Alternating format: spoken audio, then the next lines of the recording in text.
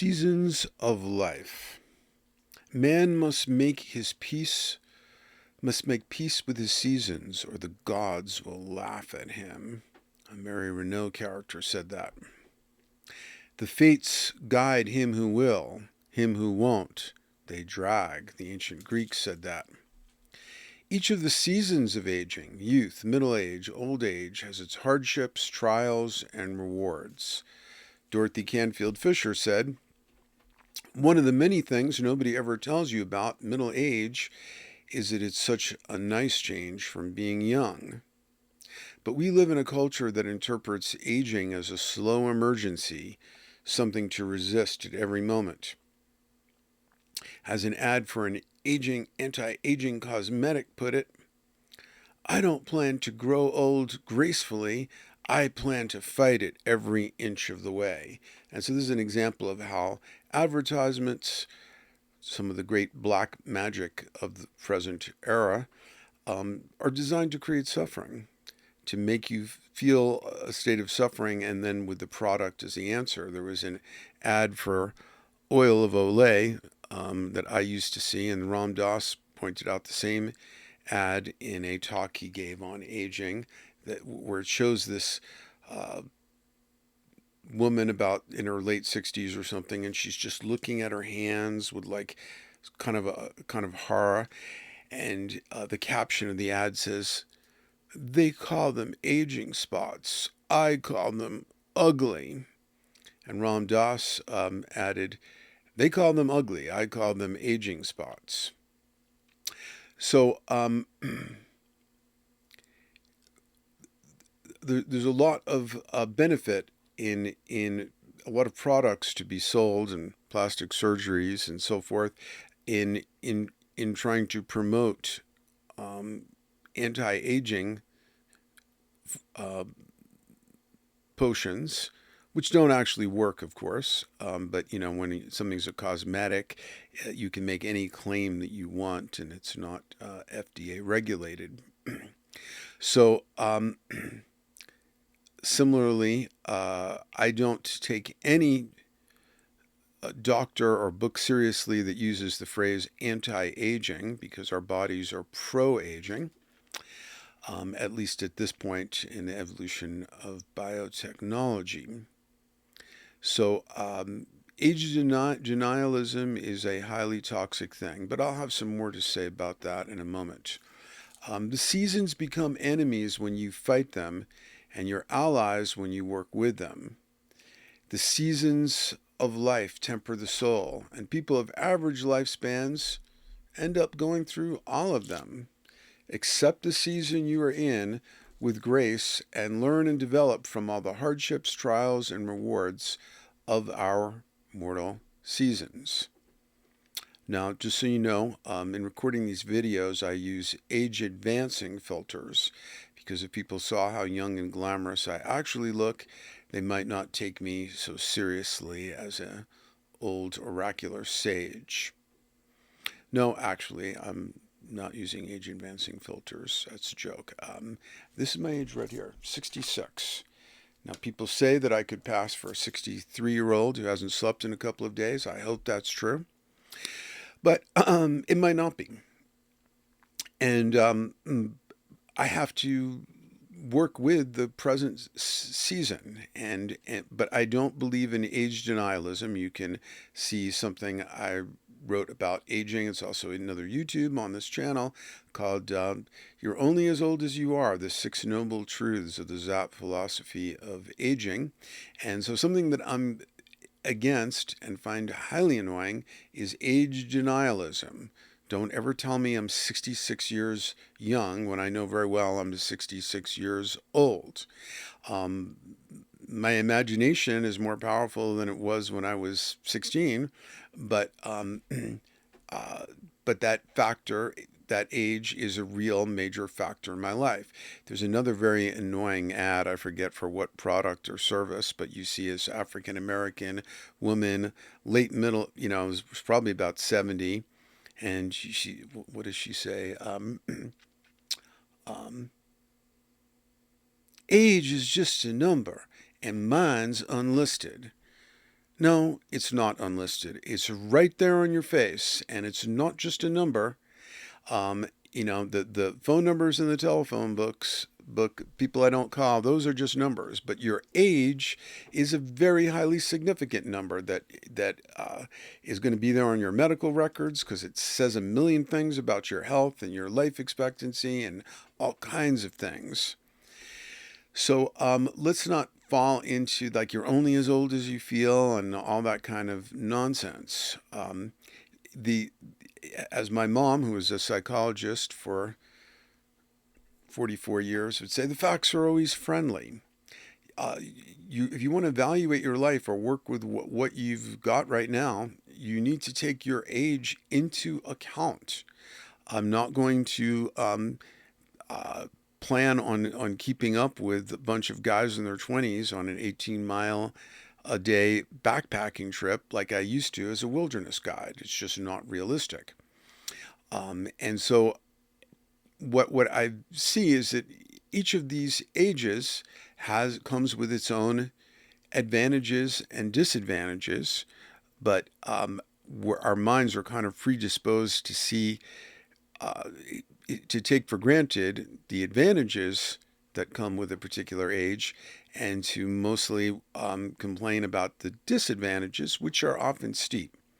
So, one of my very first memories, I do have some very early memories from like before I could even speak. I know that may seem apocryphal, but they were very vivid memories. And one of them was I was in a baby carriage and I was watching my sister, who was 4 years older than me. We had gone to St. James Park around the corner from where we lived in the Bronx, and she was on the swings. And I was remember poignantly and tragically looking at her and wishing that I could do what she was able to do when I was confined to this carriage, and I felt like I had a permanent disability and that kind of thing. So um, that was when I was the most young that I can remember, but I didn't see my youth as advantageous at that point. I saw it as like a handicap, like quadriplegia, and that gave me like very limited mobility, and it felt tragic in that moment. But of course, that seems pretty silly now. Um, and just like the regret at aging, and I do believe in some sayings about aging, like that aging is not for sissies. I think that one is well founded. But one that my mom used to repeat is, aging is terrible until you consider the alternative. Well, that comes from the perspective of somebody who hasn't properly considered the alternative of death and is not familiar with the evidence of a dozen different kinds of the survival of consciousness past the life of a single body. I won't go through all that right now, but you could take a look at maybe it's chapter 3 of the book, my Singularity book, you can read free on the website, called The Singularity Experience and Near Death Experience. Because a lot of people just haven't done their homework, but no generation knows as much about death and what comes after as we do because of the explosion of resuscitation technology, where we have testimony from people who've met every clinical definition of death and been revived, and also where we've systematically organized so much of the research on near-death experience and other death-related phenomenon, to where we can now, I think, incontrovertibly refute neurological materialism, which is the naive and depressed and failed proposition that would have you believe that the only alternative is everlasting oblivion. So although I am in some ways excited about the approach of that great event horizon, but not some of the um, gruesome and painful things that could lead up to it, like disease, disability, and profound advanced aging, which I have yet to experience, but will if I live long enough. Um, The alternative is described by many witnesses as amazingly pleasant, and most people have near-death experiences don't want to come back to their mortal corporeal version 1.0 meat bodies. As one woman described it, coming back to my body was like putting on dirty underwear. So a lot of our perspective about aging is because we fall into, but it's completely inevitable because it's what our senses seem to confirm, that we have this one leaky life raft, and therefore, as it ages, it just feels like an absolute and irretrievable loss. Well, while we are in that one body, it is a kind of irretrievable loss. I remember being at a rainbow gathering um, 10, 12 years ago, when I was 10, 12 years younger. And there was an older older hippie, probably at the, I'm kind of on the younger side of the baby boom. He was probably from the older side, and he was huffing and puffing to go up a very difficult trail. And he said to me, the problem isn't being old, it's that you keep getting older, which is quite true. But each of these different life phases has has its hardships and its possibilities. So, the older folks can envy the young, and we have sayings like, the problem with youth is it's wasted on the young. But we know that the young have one of the highest suicide rates. And right now, so do the highest group is uh, much older men, like 85 plus, have a very high suicide rate at the moment. So each place in the life cycle has its difficulties. So at my present age, I can't run the marathons that I used to, or climb the mountains that I used to, and it definitely sucks in the morning. I wake up and I used to be able to like jump out of bed and be ready to go, and it's definitely not like that now. And so the hardships of my present age can sometimes be demoralizing, but I also need to appreciate what is also reality, that in creating stuff like these oracle cards or speaking off the cuff, I now know more about aging than I did at any previous age because I've been through more of the life cycle. And so if somebody is a writer or thinker related to human psychology and human experience, then unless they get dementia, um, their wisdom about it should only grow as they go through the life cycle. So, if given the opportunities to speak to Jung at any age in his life cycle, I would want to speak to him near the end of his life because then he knew the most. So, at the present age, using myself as an example, um, I'm definitely facing some of the drawbacks of being in an aging meat body, but um, uh, like 2023, last year, this is 2024, was the most productive year of my whole life. I published the book I've been trying to write for 45 years, Parallel Journeys. And I had to really age to be able to write this book. Even though I got a degree, a graduate degree in creative writing from NYU in the early 80s, my fiction writing style had not matured. I really had to last that long to be able to write that book, which you can read free on this website, by the way. So I'm not trying to sell you anything, but you can also, if you want other physical or audible versions, those are available on Amazon. So at the present age, I have less physical vitality than I did at some earlier ages, but I happen to be fortunate to have less financial hardships than I did at earlier ages, and I don't have to work a scheduled job. I'm not. I still have to worry about finances, but I I have more freedom from it than I did in the past, and therefore I have more control over time. I might have to spend longer getting out of bed and getting myself in proper physical condition to work, but I have much more control over my time than a lot of my Gen Z friends who are working jobs and going to school. And so therefore, you want to work with what is propitious in the present cycle of your life. It's like in Shakespeare's Julius Caesar, I'll try and quote it from memory.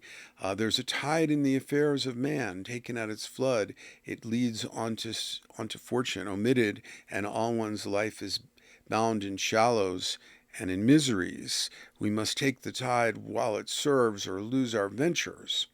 So it can seem like, to many older people, it can seem like, oh, well, that, I've lost the high tide of youth. And in some ways, that's quite true. When I was younger, it was always about, well, what can I do? I could do this, I could do that. There were all these different possibilities. And then you cross a certain age threshold, and it's like, what can I still do? Fortunately, in my case, the answer is quite a lot. I'm better able to sit still than I was when I was young and had maybe too much physical vitality. So I'm able to get a lot of creative work done. So it is high tide for doing that work. It may not be as high tide for romantic relationships and athleticism and marathon running and all those kind of things that were great peak experiences earlier in life.